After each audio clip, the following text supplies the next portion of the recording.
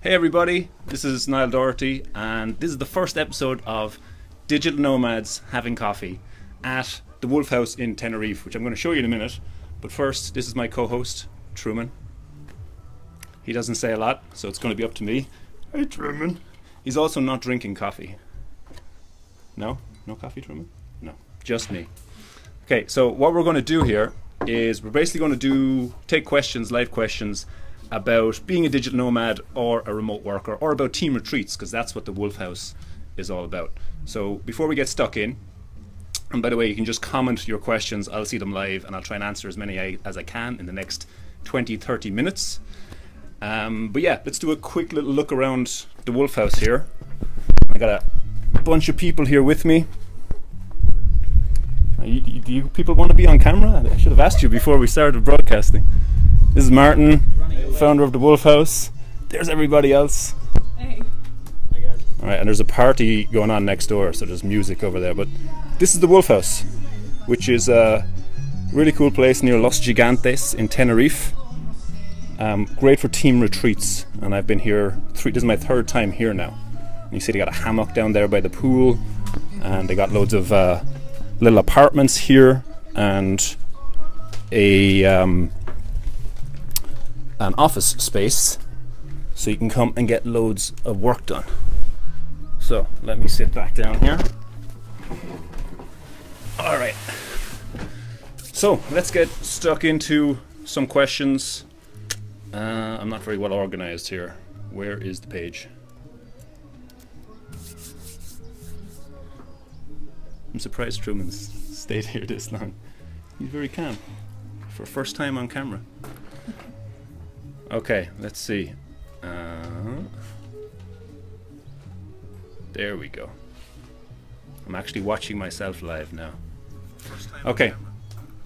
How do I mute this? Okay. Alright, so what I'll do, as I said, bring up any questions that you have live and I'll see them. But for now, I went through some really good digital nomad related Facebook groups and I pulled a few questions out of there. So I'll link to them once we're finished broadcasting, but there's the Global Digital Nomad Network. Really good group if you're interested in becoming a digital nomad or any information you want to find out about digital nomads, any questions you have, that's a good group. And another great one is Digital Nomads Around the World. So pulled a few questions there that I hear regularly, and we'll just basically see how many of them we get through, and I'll check in occasionally for anything live. Okay, Truman abandoned me. That's fine. First question, and this is from a guy named Keith, posted it in Global Digital Nomads Network. He posted in there, any suggestions for non-tech jobs to perform remotely, but not teaching English? I would love to teach English at my own leisure, but having to work within specific hours defeats the purpose of attempting to get away from traditional office life. So I'm a recent grad, have internal audit experience, 6 years Marine Corps, supply and logistic experience. Good man, Keith. And here's the kicker, 2 years bartending experience. Okay, so Keith is looking for suggestions of non-tech jobs to perform remotely, and he doesn't want to teach English. So this is something I hear a lot. I'm a freelance web designer, and I was very lucky in one way because I worked professionally as a web designer for more than 3 years, like 4 or 5 years before I became a digital nomad. So I started out with a skill that I could quite easily freelance online. I didn't have to build a new skill from scratch. But a lot of people think that if they don't have that skill, if they're not a web designer, if they're not a programmer, if they're not a graphic designer, if they haven't already done work related to online or computers at least, or if they haven't studied something like that, then they've missed the boat and they really can't do this kind of work where you can work from Tenerife just as easily as you can work from your hometown, or for a company somewhere 9 to 5. But that's not true, right? I can give you loads of examples of people who started from scratch. They quit some kind of regular 9 to 5 job that wasn't tech related at all, and then they learned some relevant skills that they could then use to freelance online and make money from anywhere in the world and travel as much as they want, or basically do whatever. So I'll give you an example of some of those skills. Probably the easiest one to get into, especially if you're a native English speaker, is writing. Okay, so there's lots of different types of writing. You can do just regular articles online. Content is king online. There's so many different companies that are looking for written content, and you could be one of the people that provides that content, and you can get paid, well paid for it. Another type of writing is copywriting, which is probably the most lucrative type of writing. That's basically salesmanship in print. So it's writing, persuasive writing, usually to get people to buy stuff or to sign up for something. Okay, so writing is a big one. Keith said he didn't want to teach English, so he could also do virtual assistant. Okay, that's another common one that people can use to get started. You just need really general online skills. So if you can post photos to Facebook, if you can use Google to just find information, if you can do basic data entry, you already have the makings of being a virtual assistant. And then everything else you can pretty much learn as you go and develop skills. Okay, so here's the thing though, and this will actually lead into the next question that I want to answer here. Like, how do you decide which skill? I could give you a whole big list of them here, many of them non-tech related, but how do you decide which one you should actually choose, which is best for you? And this is, I've seen this question from Leanne as well, posted in the Global Digital Nomads network on Facebook, and she had a similar question. So she said, I'm really looking to travel and work at the same time. Any suggestions for me? And she said she's been an executive assistant for well over 6 years now. Okay, so she already has a skill that she can do online. She's an executive assistant, which means she probably, I'm taking a guess here, but she probably does quite a lot of stuff already on the computer, right, for whoever she's assisting. There's probably a lot of email, probably a lot of customer service, probably a lot of scheduling, all that kind of stuff. So she probably already has a lot of skills that she can use. And there was also a message in there from a guy named Passan. He said he's a copywriter, amateur filmmaker, looking to join the digital nomad community. So he already has a skill as well. And in a minute I'm going to talk about, okay, you have the skill, what should you do next? How do you actually find clients? Okay, how do you find people to pay you so you can actually work from anywhere and are happy to pay you even if you're not working in a regular job? But let me back up, I'm getting a little mixed up here. So if you don't already have a skill, how do you decide which one to choose? And there's basically a 3-step process that I recommend. I call it the hedgehog process for no particular reason. But basically you need to find the way to narrow down the skill set, or which skill to choose, is you should find something that there's a market for, an online market for. So there needs to be a bunch of people who are willing to pay you to do that skill. All right, so when it comes to virtual assistant, copywriting, teaching English, graphic design, web design, programming, these are all very marketable skills because there's no shortage of people out there who are willing to pay you to do that kind of work, or at least pay someone to do that kind of work, and then you position yourself so you're that someone. The second criteria you should look for when you're picking a skill, so first one was make sure it's a marketable skill, make sure there's a demand there for the skill. The second one is make sure that it's something you like to do, right? Which sounds kind of obvious, but the reason I bring that up is a lot of people think they need to find something that they love, right? And they're looking for something they love to do. They're looking for their passion. And until they find that, they feel like they can't really get started. And to me, that's a trap, right? So what you need to forget about loving what you do. You don't have to love what you do. I don't love doing freelance web design, okay? I like doing freelance web design, and because of freelance web design, I've been able to travel the world for the past 7 years, pretty much doing whatever I want. Haven't had to have a real job in 7 years. So I love the freedom that it gives me. That's the point. I don't love exactly what I do. I don't love freelance web design, but I love the freedom that it gives me.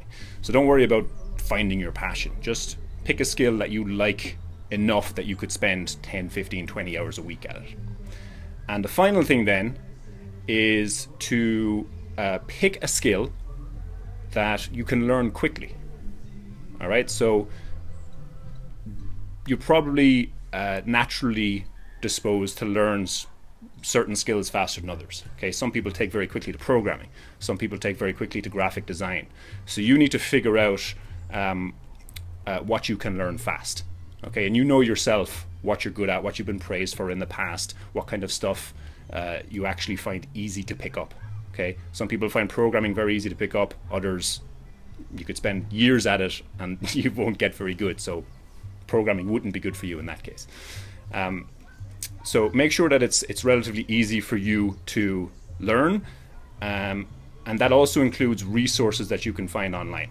Right? Make sure that there are lots of free or low-cost resources that you can find online to help you learn that skill. And many of these skills that I've mentioned here, you can learn a lot of those good enough in 90 days or less, so 3 months or less, to start finding clients and actually making money online. Okay, so that was a big, long, roundabout answer to that first question. And in a minute, I want to talk about then finding your first clients, because there's questions about that. But let me just check in here on the live questions. Raw Milk, I hope I'm pronouncing your name right, said nice shirt, thanks. Wolfhouse shirt, represent. And I'm going to bring in Martin here in a minute actually, and I want to ask him one of the questions that came up. So let's see. Okay, so let's jump to that right now, and then I'm going to come back and talk about finding your first clients online. Because after you've picked a skill, and after you've practiced that skill for a length of time, and it usually only takes a couple of months to get really good at it, the next big hurdle is, okay, how do I find my first clients? So we're going to talk about that as well in a minute. But Martin, you want to come in for a minute? Oh. Sit down there. Should I bring my coffee? Do bring your coffee. Oh, you got a tiny cup.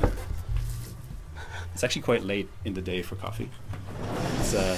It's almost 8 o'clock. Take it till you make it. Yeah, it's almost 8 o'clock here in Tenerife.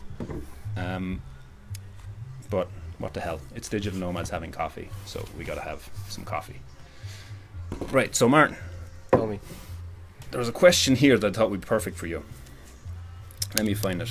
This one was in the Digital Nomads Around the World group from a lady named Katarina. Do you know how to say her last name? Milivojevic? Milivojevic. Probably. Something like that. Something like that. Yeah. We call her Katarina M. So Katarina wrote, anyone here who traveled a lot and then found a place where he or she actually wants to stay and build some stability. What is that place you chose and why? So to give some context there, this is actually a big problem a lot of digital nomads run into after they've been doing it for a while. Because when you first become a digital nomad or a remote worker, which I also want to talk to you about actually, the differentiation between those, you can work from anywhere. And a lot of people go crazy in the beginning like I did and visit tons of countries and keep moving around all the time. But that quickly gets exhausting. So Katarina here is asking, once you do kind of get tired of that, have you found a place where you actually want to stay and build some stability? What is that place you chose and why? Yeah. Martin, I mean, you're based here in Tenerife. Yeah. So should I speak about why I decided to pick Tenerife? Well, or maybe I can say something about why first I have decided to relocate. Sure. The first idea or the impulse to start the Wolfhouse came out of the frustration from a traditional office environment. I found out that I am much more efficient and productive outside of a traditional office, and I tried to understand basically what are the reasons. And you see, most office spaces they have a kitchen, for example, a place where people can come. They can network during the day. They have a lunch, but they don't have a place to relax. They don't have a place where you could, I don't want to say take a nap, but just chill for a bit. Like a swimming pool, for example. Yeah, that's a good place. That's the ideal solution that we have here in Tenerife. but it's not possible in London. In Berlin there are many office spaces. They don't have a place to recharge before heading back to work, and that results in a drop in productivity and well-being, and this dissatisfaction of the employees it costs global enterprise a lot of money.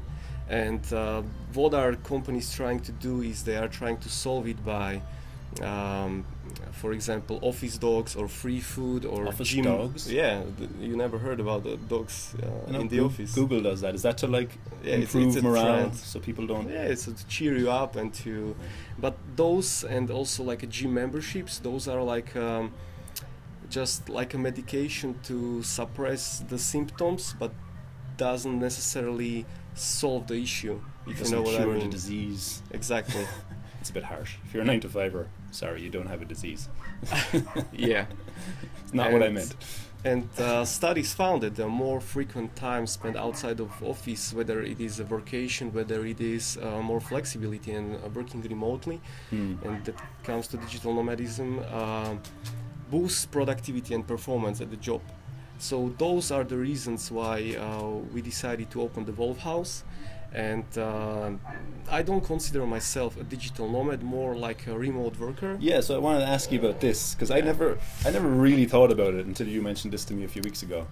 The difference, because digital nomad is kind of a subset. It's like a kind of remote worker. Yeah, I believe that it's a part of the bigger group of remote working professionals. And it works for many, but doesn't necessarily work for everyone. So let's, in case people aren't familiar, what is a remote worker and what is a digital nomad? I don't have an exact definition. No, I think people can identify themselves as both digital nomad and remote worker. Speaking for myself, in order for me to become productive, I need to spend in one location a longer period of time to know where is the grocery store, know where is the co-working space. So I cannot really travel that often and change the locations. So I consider myself a remote worker. Right. Coming back to question by Katarina, what is the place you chose and why? I chose Tenerife because of the weather conditions. I really like the sunny weather, but not too hot, and Tenerife is a perfect place for that. It rarely gets over 27 degrees and never drops below 18 throughout the year, so that's great. There is a great infrastructure around the island, good internet connection, and great people, environment, culture, and all these things combined. Easy to get to. Yeah, and the work-life balance is very different compared to London, where I was living before. Right. So I wouldn't trade it, and those are the reasons I decided to relocate to Tenerife and open the Wolfhouse. Yeah, and I really like what you built here, man. I mean, it's a great space, especially in the south of Tenerife. There's well, I don't think there's anything like this in Tenerife. There isn't anything like this in the world. In the world, like you're a pioneer. We did, no, not just me. You have some of your people here with a team. So yeah. Well, I would say for anybody watching that either leads a team or is part of a team,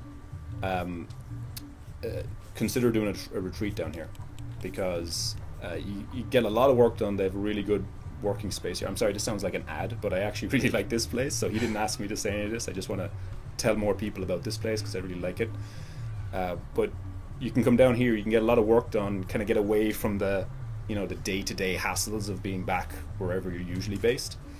Or you can bring a remote team together here, get a lot of work done, but then you can also do some like really cool, fun stuff. Like what were you doing today? You were down the water doing like we went to do the CEDUs as we are offering activities for team building to companies, but every activity that we offer we test ourselves in order to be sure we can offer a quality experience, and that's why we were testing the CEDUs, and also well, hang on, we need to explain what, because I didn't know what a CEDU was. You are the only one probably in the world. Really? Everybody knows what is CEDU.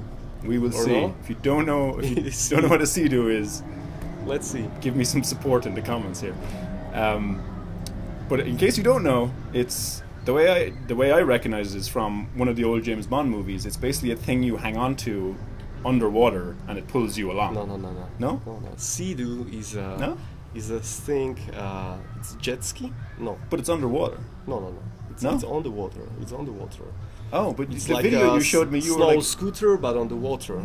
That's another thing. That's called a torpedo, and maybe you can ask Iria to say about the torpedo. What is torpedo? It's like a motor underwater. Yeah. So you grab it and you go. Come pulls you here. along. Then we ask Thomas. You can do an impression of it. You're basically being pulled along by this machine under the water. It's like, I can't remember the James Bond movie, but there's one of them. This is Iria, by the way. Pretty good. Hey. So hang on, that's a torpedo. Yes, sir. What's a Sea-Doo? I still don't know what a Sea-Doo is. Water bike. Like a jet ski. A jet ski. Yeah. It is a jet ski. Yeah, yes. Oh, well then I do know what a Sea-Doo is. I just never heard that term before.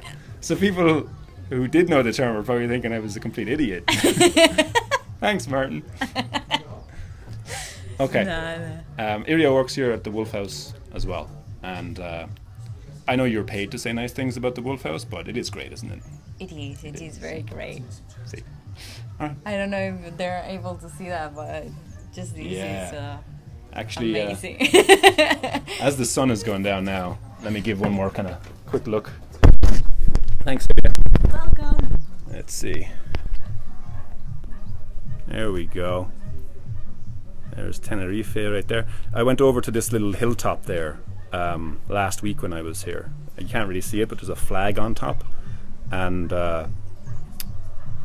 you can see Los Gigantes, the cliffs behind there, which are some of the biggest cliffs in Europe, I believe. They're pretty epic. So if you've never been here to Tenerife, you should come and see that. How far are we in? How much time have we done? 20 minutes? Yeah, we have around 20 minutes. Okay, so let's see if there's any questions. Where did I put that thing? Let's see. Okay. One of the questions I do want to answer here. And there was two people who wrote about this. This is in the Digital Nomads Around the World group. Martin, there's your coffee. So Sam Fisher and Paulo Pincas both asked this question. Sam said, does anybody here have experience getting an affordable apartment in Israel, preferably Jerusalem? Trying to find good housing options outside of Airbnb since they are no longer reliable to me. I'll only be there 1 month. And Paolo said something similar. How do you find affordable rentals below €500 a month for 1 to 3 months? And he's looking for Malaga or Bilbao. And he says Airbnb is ridiculously expensive. And I've noticed this as well. If you are digital nomads, we're kind of in a weird middle ground where, you know, backpackers will go to a place and they're only going to be there a few days or maybe a week. And there's a lot of places that cater to them. Airbnb, hostels, hotels, obviously, even couch surfing. But and then if you're there long term, say you're an expat and you want to move to a place like Tenerife or Chiang Mai in Thailand. Actually, that's not a good example because everything's cheap over there. But a more expensive place. Then you can rent an apartment long term, right, for 6 months or more, and you get a pretty good deal. But digital nomads were usually in that in-between place where nobody will give you like the long-term price because you're only going to be there 2, 3, 4 months. So not many people are going to rent you like a nice apartment for that length of time, at least not at a good rate. And you can't really stay in a hotel or a hostel for that amount of time, right? You kind of want to have a little home base for yourself. Airbnb is one option, but as Sam and Paolo said there, that's just gotten more and more expensive. So staying at an Airbnb is not really an option for that length of time, unless you can negotiate a lower rate. So what I would suggest, actually 2 suggestions there. One is co-living. All right, so I started doing this in the Canary Islands here last year. I would find co-working spaces that also did co-living. Right, so they would actually put you in an apartment, a shared apartment. You get your own room, and then you get to live with usually hopefully, other cool entrepreneurial or digital nomad type people. Okay, so it's a bit of a risk because, you know, you might just get one weirdo in the apartment and it ruins it for everybody. But for me so far doing this, and I've done it several times now, it's been fantastic. And I actually prefer that than getting my own place because you get a really cool social fix, and I've made some really good friends out of it. But if that's not your cup of tea, the next thing I would recommend is actually from a guy named Wandering Earl. So this is Derek Earl Barron, who runs the very, very popular travel blog wanderingearl.com. I'll put all these links in the comments after this. He's been on the road for like 20 years. All right, he was a digital nomad before there was a word for it or a term for it. And I met up with him a couple of times on the road, and he wrote a blog post about how to rent an expensive apartment for a budget price while traveling. And the recommendation he gives in there, I've used it myself a few times, and it's worked out really well. So let me just give you the kind of Cliff Notes version of it here. So basically what he does is he'll go to a city, and he knows he wants to stay there for, say, 2-3 months. And then he will check into a hostel, say, first. He just check into some place that's cheap, and he only plans to stay there a few days. During those few days, he will walk around the city, get recommendations of nice neighborhoods to live in, and he will walk around those neighborhoods and look for to rent signs. And sometimes if he's in a country, a non-English speaking country, he has to figure out what to rent or for let is in that language.